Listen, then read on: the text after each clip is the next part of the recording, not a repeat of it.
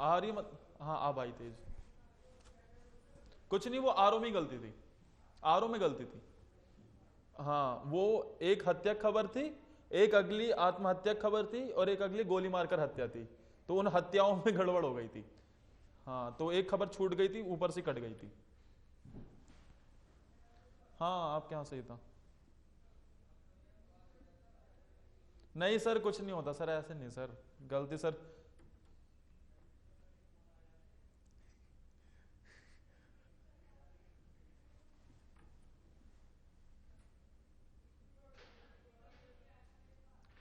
वो मैच नहीं करवाई ना खबर, जो टीवी चला रहा था उसे मैच करवानी थी। वो नया है ना तो उसे बता दिया अब कि मैच करवाना आगे से।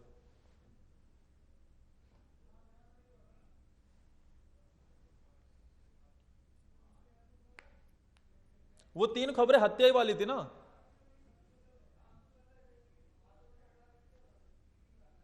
हाँ ये हुआ था।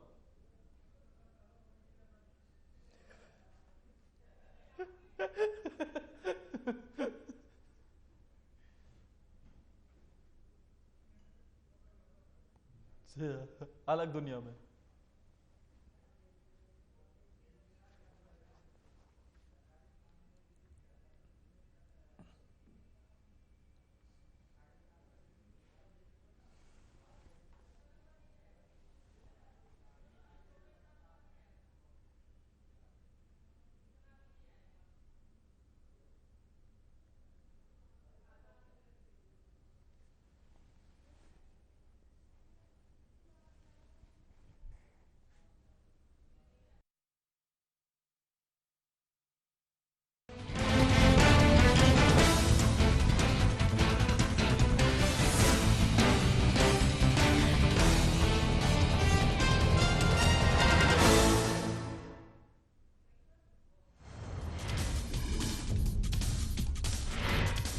पीएम नरेंद्र मोदी के आह्वान पर सीएम त्रिवेंद्र सिंह रावत ने की अपील। कोरोना वायरस के खिलाफ एकजुटता दिखाने का किया प्रयास, लोगों से की दीपक जलाने की अपील। पीएम मोदी पूरे देश में उनकी तरफ से किया गया आह्वान। आज रात 9 बजे लाइट बंद कर दीपक जलाने का किया गया आग्रह। विद्युत विभाग ने बिजली का मेन स्विच बंद न करने की कही बात। क्षेत्रीय विधायक महेंद्र भट्ट ने सामुदायिक स्वास्थ्य केंद्र का लिया जायजा। महेंद्र भट्ट ने अधिकारियों के साथ की बैठक, लॉकडाउन और सोशल डिस्टेंस के लिए जानकारी। कोरोना को लेकर जोशीमठ तहसील प्रशासन हुआ अलर्ट। प्रशासन ने गरीब को बांटे खाने के पैकेट, लोगों से घर में रहने की अपील की।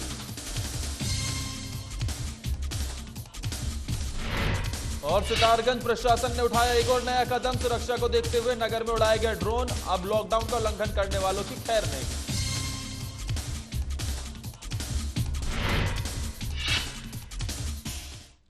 खबर उत्तराखंड में आप सभी का स्वागत है। आपके साथ में आदर्श तिवारी। सीएम त्रिवेंद्र सिंह रावत ने प्रदेशवासियों से प्रधानमंत्री नरेंद्र मोदी के आह्वान पर कोरोना वायरस के खिलाफ लड़ाई में एकजुटता प्रदर्शित करने के लिए आज रात 9 बजे 9 मिनट के लिए अपने घरों में लाइट बंद कर 4 दीपक प्रकाशित करने का आग्रह किया है। और ऐसे में उन्होंने यह भी कहा है कि अगर दीपक ना हो तो मोमबत्ती, टॉर्च या मोबाइल के फ्लैश लाइट भी जला सकते हैं।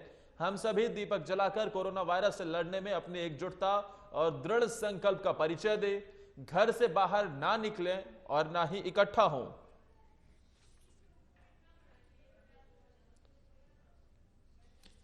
और आपको बता दें कि आज प्रधानमंत्री मोदी की तरफ से जो अपील की गई थी उसके तहत आज यानी 5 अप्रैल को रात 9 बजे 9 मिनट के लिए अपनी घर की लाइट बंद कर दिया, मोमबत्ती, टॉर्च या फिर फ्लैश लाइट जलाकर एकजुटता का परिचय देने के लिए उन्होंने कहा। और ऐसे में देखने वाली बात यह होगी कि पीएम मोदी की इस अपील पर इसका कितना समर्थन लोगों द्वारा दिया जाता है। लेकिन सीएम त्रिवेंद्र सिंह रावत ने भी पीएम मोदी के इस आह्वान पर इसे सफल बनाने के लिए लोगों से आग्रह किया है। साथ ही आपको यह भी बता दें कि जिस तरीके से लगातार कोरोना के खिलाफ जंग जारी है और पीएम मोदी भी उत्साह बढ़ाने के लिए, क्योंकि कहीं ना कहीं घर पर लॉकडाउन में एक नेगेटिव एनर्जी का संचार ना हो, इसके लिए यह कदम उठाया गया है। और हमारे साथ इस खबर पर ज्यादा जानकारी देने के लिए ब्यूरो चीफ कमल शर्मा फोन लाइन पर जुड़ गए हैं। कमल जी, आज ये प्रदर्शित हो जाएगा कि भारत की एकता और एकजुटता कितनी है, क्योंकि पीएम मोदी के आह्वान को सफल बनाना एक बार फिर से हम सबकी जिम्मेदारी। बिल्कुल सही बात है आदर्श, क्योंकि फ्राइडे को सुबह 9 बजे एक वीडियो जारी किया था प्रधानमंत्री नरेंद्र मोदी ने, और उन्होंने कहा था कि 5 तारीख को एक बार फिर उन्होंने जनता से सहयोग मांगा। उन्होंने कहा कि रात को 9 बजे और 9 मिनट पर आप बिना घर की अपनी लाइटें बंद करके और अपना बाहर आए। बाहर जाना नहीं है, सिर्फ खिड़कियों से, गैलरी से आपने दिया या टॉर्च या कोई भी जलाकर एक कोरोना के खिलाफ ये पता चले कि हम सब लोग एकत्रित हैं। इसका पूरा भारतवर्ष में उत्साह बढ़ेगा सभी लोगों का, साथ ही पूरे विश्व में एक संदेश जाएगा कि भारत की जनता इस कोरोना से लड़ने के लिए, कोरोना के लिए बिल्कुल संगठित है, एकता है। इसका एक बहुत बड़ा मैसेज आएगा। तो क्या उत्तराखंड तैयार नजर आ रहा है कमल जी पूरी तरीके से? बिल्कुल सही बात है। मैं उत्तराखंड नहीं कहूंगा, मैं तो कहूंगा कि पूरा भारतवर्ष ही लगभग, हर जनता ही मुझे लगता है कि लगभग तैयार हो, क्योंकि हमारी हर लोगों लगभग जनता से इस बारे में बात होती रहती है। हम लोग जब से ये वीडियो जारी हुआ था और आह्वान किया था प्रधानमंत्री ने, तभी से हम लोगों में जागृत करें लोग। मुझे लगता है कि लोग तैयार है, इसलिए रात 9 बजे और 9 मिनट के लिए जो उन्होंने अपील करी है उससे बिल्कुल तैयार है। साथ ही आज मुख्यमंत्री त्रिवेंद्र सिंह रावत ने भी सभी जनता से अपील की है। उन्होंने कहा इससे लोगों का उत्साह बढ़ेगा और इस कोरोना से लड़ने के लिए ताकत मिलेगी और 100% भारत इस कोरोना से बाहर आएगा और विजय हासिल करेगा। लेकिन इस बीच कमल जी, राजनीति भी इस पर शुरू हो गई है। नेताओं की तरफ से, विपक्ष की तरफ से बयानबाजी भी तेज हो गई है। इस चीज पर सवाल खड़े किए जा रहे हैं अब। बिल्कुल सही बात है। मैं आपको बताना चाहूंगा कि लगातार विपक्षी दलों के इस पर बिल्कुल बयानबाजी हो रही है और चल रही है। उनका यही कहना है, उनका यही कहना है कि जो टिटोना टटका जादू से इससे काम बिल्कुल नहीं चलेगा। जो व्यवस्थाएं हैं, जो कोरोना से लड़की व्यवस्थाएं करनी चाहिए, जिससे आम आदमी परेशान है, जिससे उद्योग धंधे बंद पड़े हैं और चीज पड़ी है, इसको भी करना चाहिए। विपक्ष लगातार इस बात को बोलता जा रहा है। बाकी पर मुझे जो लग रहा है, हम जो देख रहे हैं, लोगों से बातचीत कर रहे हैं, इससे यह एहसास हो रहा है कि लोग, जो जनता ने, जो प्रधानमंत्री नरेंद्र मोदी ने जो अपील करी है उसका कहीं ना कहीं अच्छा सफलता और मिलेगी और लोग इसको आगे बढ़ चढ़कर हिस्सा लेने में लगे हुए। बिल्कुल। और कमल जी, क्योंकि लॉकडाउन के जो दिन हैं ये कम होते जा रहे हैं और ऐसे में कितना असर पूरे राज्य में दिख रहा है, साथ ही कोरोना को लेकर क्या अपडेट उत्तराखंड से आ रहा है? बिल्कुल सही बात है। मैं आपको बताना चाहूंगा आदर्श, क्योंकि ये जो यहाँ लॉकडाउन को लेकर मेरे ख्याल आज 5 तारीख हो गई है और लगभग 9 दिन अभी भी बकाया है, जिसको लेकर लोगों ने किया है कि 14 दिन के बाद क्या होता है। मैं बताऊं, पिछले लगभग 4-5 दिनों से जो हमें देखा जाए तो पूरे भारतवर्ष में उत्तराखंड भी शामिल है, जो यहीन वाला जो मामला था, इसके जो लोग हैं इससे मामले बढ़े हैं। जो लोकल हैं, जो हम सब लोग हैं, जो लोग बिल्कुल भी इसका लॉकडाउन का पालन कर रहे हैं, वो ये चीज नहीं बढ़ी है। जब ये दिल्ली में जो ये जमात वाला जो मामला हो, उसके बाद हर स्टेट में बढ़े हैं। हमारे उत्तराखंड में भी कोई ऐसी स्थिति नहीं थी जो आज 22 पहुंच गई है। अधिकतर लोग अभी 3-4 दिन में जो बढ़े हैं, जो वहीं बाहर से आए लोग हैं, उन्हीं को लेकर बढ़ाया गया। अब इस चीज को भी लोग तरह तरह की इसमें बातें कर रहे हैं। लोगों को यही कहना था, जब हम लोगों से चर्चाएं करते हैं, लोगों का एक मन में गुस्सा भी है। लोगों को यही कहना चाहिए था कि सरकार को उसको बाहर ही निकालना चाहिए था। इनको लोग वहीं पड़े रहते हैं, अंदर बाहर निकालने से और स्थिति खराब हुई है। तरह तरह की बातें लोगों इस पर चर्चा में कर रहे हैं। लेकिन इस बीच जमातियों को लेकर क्या कदम राज्य सरकार की तरफ से उठाए जा रहे हैं? कितने लोगों को अब तक इस मामले में पूरे हिरासत में लिया गया है? कितने लोगों की जांच हो गई है? ये जब से मामला हुआ है, मैं बता रहा हूँ, उत्तराखंड में लगभग 15,000 के लगभग अभी भी लॉकडाउन में यहाँ पर हैं, यहाँ लोग रखे हुए हैं और जिनकी जांच चल रही है। और 22 मामले अभी तक यहाँ पर सामने आए हैं, जिसमें लगभग 2 लोगों की छुट्टी हो चुकी है, कुछ लोगों का इलाज चल रहा है, ठीक है। लेकिन अभी पिछले 3-4 दिनों में 10 से 12 मामले बढ़े हैं। ये वही लोग हैं जो वहां से आए हैं और इनकी भी जांचें चल रही हैं। और मैं ये बताना चाहूंगा कि उत्तराखंड गवर्नमेंट की अब ने ये थोड़ा सख्ती कर दिया। मुझे लगता है भारतवर्ष सभी राज्य में सख्ती कर दी है। जो भी बाहर का आ रहा है, जो भी लगा रहा है, उनको 14 दिन क्वारंटाइन में भेजा जा रहा है और उनकी जांचें करके नेगेटिव आती है, पॉजिटिव होता है, उसके बाद फिर उस पर इलाज शुरू किया था। और उत्तराखंड में जो आज स्थिति है वो लगभग 22 लोगों की यहाँ पर है जो पॉजिटिव है। ठीक है, तमाम जानकारी देने के लिए कमल जी आपका शुक्रिया। प्रधानमंत्री नरेंद्र मोदी के आह्वान पर कोरोना वायरस के खिलाफ लड़ाई में एकजुटता प्रदर्शित करने के लिए आज रात 9 बजे 9 मिनट के लिए अपने घरों में लाइट बंद कर दीपक प्रकाशित करने का आग्रह किया गया। वहीं उत्तराखंड विद्युत विभाग के प्रबंध निदेशक बीसी के मिश्रा ने आमजन को हिदायत देते हुए कहा है कि विद्युत मांग में इस परिस्थिति को संभालने के लिए बिजली का ग्रिड पूरी तरह से सक्षम है, लेकिन उपभोक्ताओं को ध्यान रखना है कि इस अवधि के दौरान सभी अन्य उपकरण चालू रखें और बिजली का मेन स्विच से उसे बंद ना करें। इस प्रकार से स्ट्रीट लाइट भी चली रहेंगी और आवश्यक सेवाएं जैसे अस्पताल, पुलिस स्टेशन, सार्वजनिक सेवाएं, इन सभी जगह लाइट और रोशनी सामान्य अवधि के रूप में चलती रहेंगी।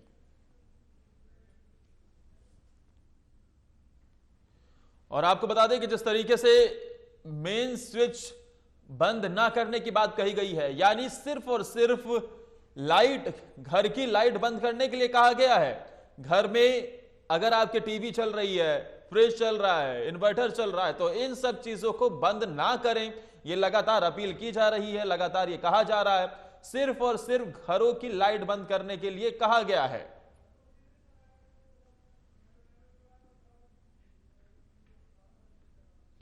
Power transmission corporation of Uttarakhand का जो विद्युत विभाग है, उसकी तरफ से भी यही कहा गया है कि आप सभी अपने घर का मेन स्विच बंद ना करें। और हमारे साथ सीएस शर्मा, जो कि रिटायर अधिशासी अभियंता हैं विद्युत विभाग के, वो जुड़े हुए हैं। सीएस शर्मा जी, आपका साधना प्लस में बहुत बहुत स्वागत है। और जिस तरीके से ये पीएम की अपील कि आज रात 9 बजे 9 मिनट तक के लिए घर की लाइट बंद करें, लेकिन समझना चाहेंगे विस्तार से कि आखिर इससे क्या नुकसान हो सकता है, क्योंकि कहीं ना कहीं विपक्षी पार्टी की तरफ से कहा जा रहा है कि पावर ग्रिड बंद होने से नुकसान होगा, अलग अलग चीजें कही जा रही, तो पूरा प्रोसेस समझना चाहेंगे। देखिए, ऐसा है कि जनरल पब्लिक के लिए तो मैं इतना कहना चाहूंगा कि अधिकतर हमारे घरों में एलईडी लाइट इस्तेमाल होती हैं, जिनमें 18 वाट से ज्यादा का कोई बल्ब नहीं होता है। अगर मेरे घर में 10 लाइट भी है तो 180 वाट हुआ। अगर मैंने 2 पंखे इसके वजह में चला दिए तो 80 वाट का एक पंखे का लोड होता है, जो 160 वाट हो जाता है। कूलर भी चला रखा है, फ्रिज भी चला रखा है, तो लोड पर कोई फर्क नहीं पड़ेगा जनरल पब्लिक के लिए। ठीक है। अब बात आती है टेक्निकल। हेलो, हाँ जी, बताइए शर्मा जी। अब टेक्निकल बात आती है। टेक्निकल में ऐसा है कि जनरेटिंग पावर स्टेशन हमारे जो होते हैं, वहां पे हाइड्रो पावर स्टेशन, क्योंकि उत्तराखंड तो हमारा हाइड्रो पावर जनरेशन करता है, तो उसमें फ्री गवर्नर बोर्ड होता है, जिसमें ऑटोमेटिकली लोड को कम या ज्यादा होता है, तो जनरेटर उसी हिसाब से अपना जनरेशन कम या ज्यादा कर सकता है। अंडर फ्रीक्वेंसी और ओवर फ्रीक्वेंसी रिलेज होती है, फ्रीक्वेंसी घटने बढ़ने के कोई चांसेस नहीं होते हैं। तो इस तरह से टेक्निकली ये आ जाएगा। अच्छा, कैपेसिटर बैंक्स होते हैं हमारे यहाँ, जो वोल्टेज बढ़ाने के लिए होते हैं, उनको इंस्ट्रक्शंस इशू हो चुकी हैं कि उसको बंद कर दिया जाए। और रिएक्टर बैंक जो होते हैं वो वोल्टेज कम करने के लिए होते हैं, तो उनको ऑन कर दिया जाएगा। ये टेक्निकली पावर स्टेशंस में कर दिया जाएगा। शर्मा जी, कुछ ऐसी भी बातें कही जा रही है, ये अंदेशा भी जताया जा रहा है कि इससे कहीं ना कहीं नुकसान भी हो सकता है भारी, और कहीं कुछ घटनाएं भी घटित हो सकती हैं। नहीं, घटनाएं कुछ नहीं घटित हो सकती हैं। देखिए, आपकी स्ट्रीट लाइट जलती रहेंगी। ये इंस्ट्रक्शंस गवर्नमेंट की हो गई है। लोड पे कोई फर्क नहीं पड़ेगा, कहीं मामूली फर्क पड़ेगा। अभी तो वो गवर्नर जो हमारे लगे हुए हैं इसमें पावर हाउस में जनरेटर्स के ऊपर, वो लोड को आगे पीछे के हिसाब से फ्रीक्वेंसी और वोल्टेज को रेगुलेट करते रहेंगे अपने आप। और कोई अपील शर्मा जी अगर आप करना चाहें तो? मैं तो अपील यही करना चाहूंगा, प्रधानमंत्री जी ने अगर संदेश दिया है तो उसको संदेश को हम पूरी तरह से फॉलो करें और जो इंस्ट्रक्शंस दी गई हैं उनका पालन करें। बस इससे ज्यादा और क्या कहा जा सकता है। ठीक है, आप हमारे साथ जुड़े, आपने बताया कि किस तरीके से पूरा प्रोसेस होता है और किसी भी तरीके की डरने वाली कोई बात नहीं है। एक कदम जो उठाए जा रहे हैं उसका लोगों को पालन करना चाहिए और पीएम मोदी का सहयोग करना चाहिए। शुक्रिया श्री शर्मा जी।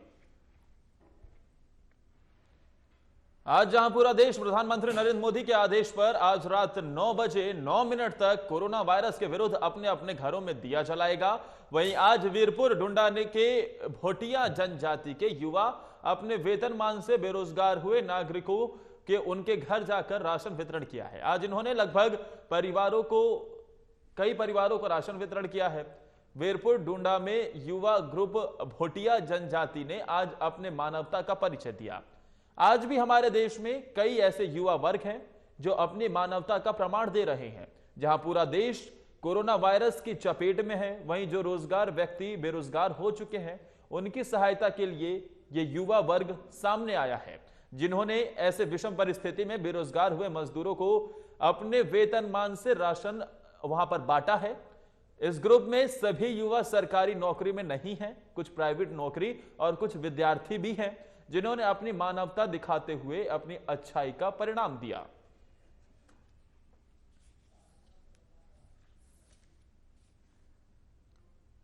क्षेत्रीय विधायक महेंद्र भट्ट ने सामुदायिक स्वास्थ्य केंद्र जोशीमठ में कोरोना सेंटर और व्यवस्थाओं का जायजा लिया और यहां पर लैब टेक्नीशियन की नियुक्ति करने के लिए सामुदायिक स्वास्थ्य केंद्र में इसके लिए निर्देश दिया।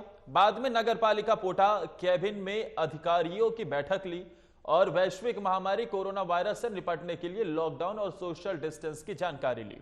साथ ही ग्रामीण क्षेत्रों में होने वाली समस्या के बारे में भी जानकारी ली गई। उन्होंने डॉक्टर, पुलिस, सफाई कर्मियों की इस संकट की घड़ी में किए जा रहे कार्यों की सराहना की और कहा कि संकट की घड़ी में ये देवदूत बनकर काम कर रहे हैं। उन्होंने मास्क, सैनिटाइजर की जानकारी मांगी, साथ ही गांवों में सैनिटाइजेशन के बारे में भी बात की। ब्लॉक प्रमुख हरीश परमार ने सामुदायिक स्वास्थ्य केंद्र में नियुक्त एक डॉक्टर की नियुक्ति पर सवाल खड़ा किया। उन्होंने कहा कि यह डॉक्टर यात्रा काल में यहां रहता फिर लापता हो जाता है। जोशीमठ सामुदायिक केंद्र में सिर्फ और सिर्फ उसका वेतन यहां से निकलता है। उन्होंने कहा कैसे पहले से स्थायी डॉक्टर की यहां पर नियुक्ति की गई, यह भी एक सवाल है।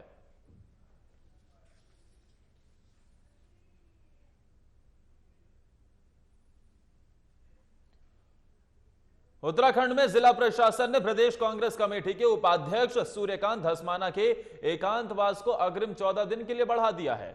आपको बता दें कि पिछले 16 मार्च को दून हॉस्पिटल में कोरोना के सरकारी और स्वास्थ्य विभाग की तैयारियों का जायजा लेने के लिए उत्तराखंड प्रदेश कांग्रेस कमेटी के उपाध्यक्ष सूर्यकांत धस्माना गए थे। इस निरीक्षण के दौरान वो कोरोना के 2 संदिग्ध मरीजों से मिले थे, जिस कारण जिला प्रशासन और स्वास्थ्य विभाग ने उनको 14 दिन के लिए होम क्वारंटाइन किया था। लेकिन जनता और अपनी सेहत के लिए प्रशासन के इस निर्णय को सहर्ष स्वीकार कर रहे हैं। उन्होंने कहा कि उनका 14 दिन का आइसोलेशन 31 मार्च को खत्म हो गया था, जिसके बाद उन्होंने ऑनलाइन पास की डिमांड प्रशासन से की थी, लेकिन जिला अधिकारियों ने फोन से बताया कि केंद्रीय सरकार के निर्देशानुसार अब क्वारंटाइन का समय 28 दिन तक कर दिया गया है और अब 12 अप्रैल तक वो अपने घर पर ही रहेंगे।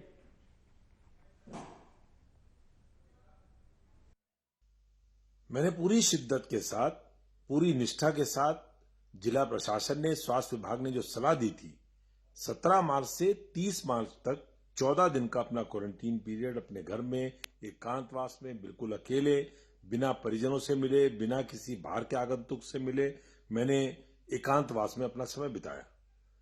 मैंने एक दिन बाद अपने क्वारंटीन पीरियड के 1 अप्रैल को जिला प्रशासन से ऑनलाइन अनुमति मांगी अपने क्षेत्र में जाने के लिए। अपने शहर में जो हमारे रिलीफ वर्क हमारी पार्टी के द्वारा किया जा रहा, हमारे सहयोगियों के द्वारा किया जा रहा, उनके साथ मैं सहयोग कर पाऊं, उसकी समीक्षा कर पाऊं, इसके लिए मैंने उनसे पास मांगा। कल मुझे जिलाधिकारी देहरादून का फोन आया और उन्होंने बताया कि 14 दिन का जो क्वारंटीन पीरियड था, नई जो गाइडलाइंस केंद्र सरकार की आई हैं उसके अनुसार उसे 28 दिन कर दिया गया और अब मुझे 12 अप्रैल तक एकांतवास में। उत्तराखंड प्रदेश उपाध्यक्ष कांग्रेस के सूर्यकांत धस्माना जी हमारे साथ फोन लाइन पर जुड़ गए हैं। सूर्यकांत धस्माना जी, आपका साधना प्लस में बहुत बहुत स्वागत है। धन्यवाद जी बिल्कुल। और धस्माना जी, अभी फिलहाल कैसी हालत आपकी बताई जा रही है? क्या जो जांच लगातार आपकी हो रही है?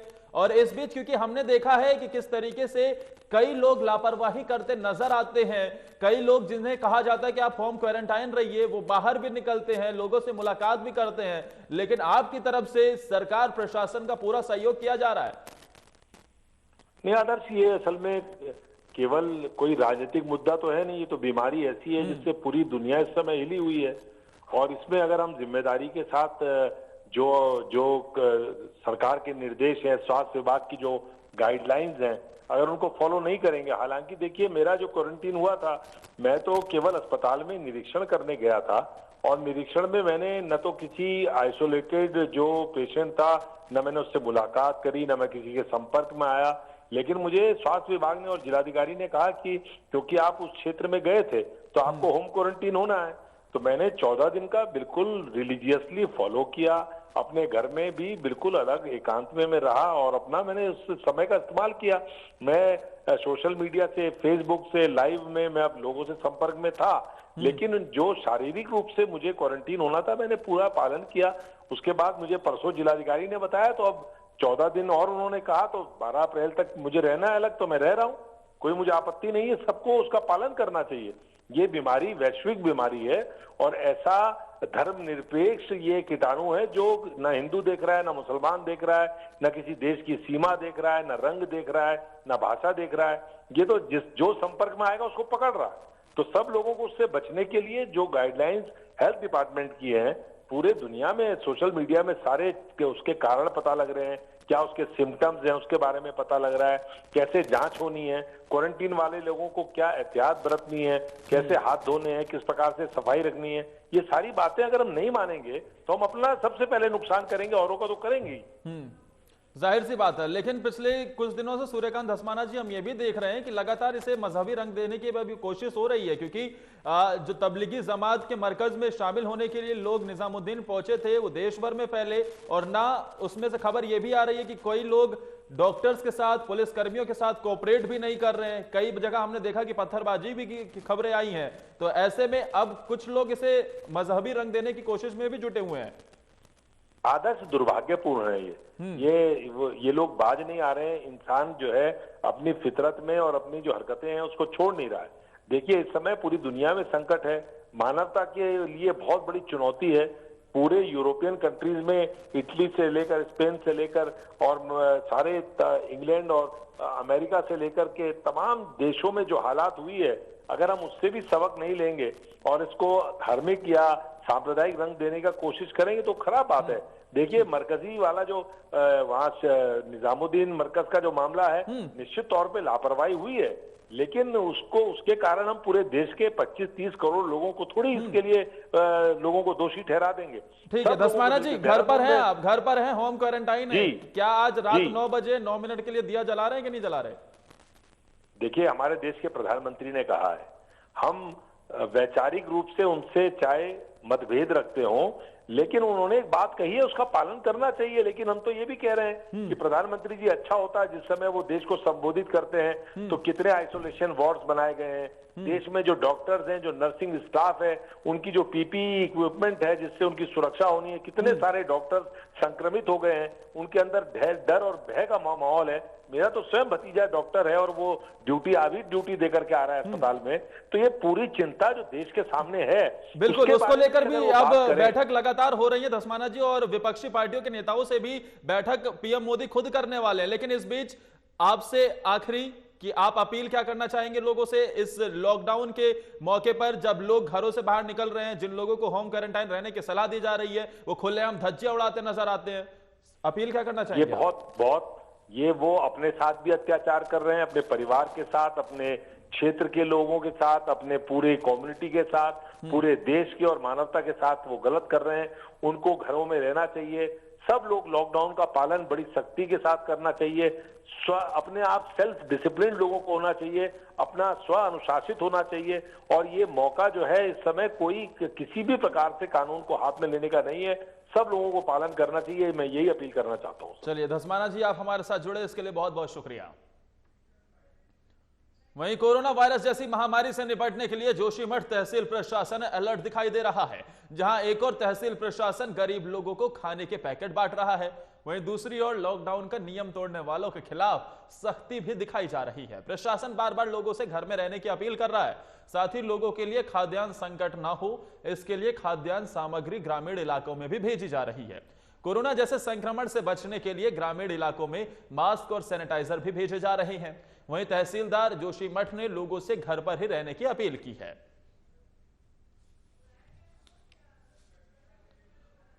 सितारगंज में पुलिस प्रशासन ने एक और नया कदम उठाया। शहर की सुरक्षा व्यवस्था को देखते हुए सभी लोगों पर नजर रखी जाएगी, जिसके लिए स्थानीय पुलिस प्रशासन ने नया कदम उठाया, जिसमें सुरक्षा व्यवस्था को देखते हुए आज सितारगंज थाने के सामने से ड्रोन उड़ाया गया। ये देखिए, और इस मौके पर जो एसएसआई महोदय बच्ची सिंह बिष्ट ने यह बताया है कि यहां ये जो ड्रोन है शहर की जनता की सुरक्षा व्यवस्था को देखते हुए उड़ाया जा रहा है। ड्रोन के जरिए यानी अब पूरे इलाके की नजर रखी जाएगी और जिस तरीके से लॉकडाउन का उल्लंघन करते हुए धज्जियां उड़ाते हुए लोग नजर आते हैं उन पर अब ड्रोन के जरिए निगरानी रखकर कार्रवाई की जाएगी। के चक्कर में उसमें लॉकडाउन जो सिस्टम चल रहा है, इस पर जो लोग लॉकडाउन का उल्लंघन कर रहे हैं उन पर निगरानी के लिए ड्रोन कैमरा चलाए जा रहे हैं ताकि ड्रोन कैमरा की जरिए इन पर निगरानी किया जाए। जो इनका उल्लंघन कर रहे हैं उनको चिन्हित कर कोरोना वायरस को फैलने से रोकने के लिए संपूर्ण भारत लॉकडाउन पर है, तो वहीं लॉकडाउन को सफल बनाने के लिए तहसील प्रशासन और पुलिस प्रशासन मुस्तैद है। उसके बावजूद भी लोग लॉकडाउन का पालन नहीं करते हुए बेवजह अपने घरों से निकलकर सड़कों पर घूमने से बाज नहीं आ रहे हैं, जिसके चलते आज शाम तहसीलदार भुवन चंद अपनी टीम को लेकर गदरपुर क्षेत्र, दिनेशपुर क्षेत्र में घूमकर बेवजह घूम रहे लोगों को दौड़ाते हुए, डंडे बरसाते हुए नजर आए और ऐसे में तहसीलदार ने बेवजह घूम रहे लोगों पर कार्रवाई की है। ये तस्वीरें हम आपको दिनेशपुर की दिखा रहे हैं जहां पर लोग अभी भी बाज नहीं आ रहे हैं अपने घरों से अनावश्यक तौर पर निकलने पर। ऐसे में प्रशासन की तरफ से सख्त कार्रवाई की जा रही है। लॉकडाउन चल रहा है पूरे भारत में, इसमें हम सभी हमारी जो जनता है उनसे अनुरोध कर रहे हैं कि भाई ये लॉकडाउन है 14 अप्रैल तक का है, इसका अनुपालन करें। व्यर्थ के मार्ग में रोड में न घूमें। जो आवश्यक कार्य है उसी से संबंधित जो स्वास्थ्य संबंधी जो छूट दे रखी है उन्हीं के लिए जा सकते हैं, अन्यथा फालतू में न घूमें और मुंह में मास्क लगा के घूमें। अन्यथा गांव के लोग हैं तो अपने दुपट्टे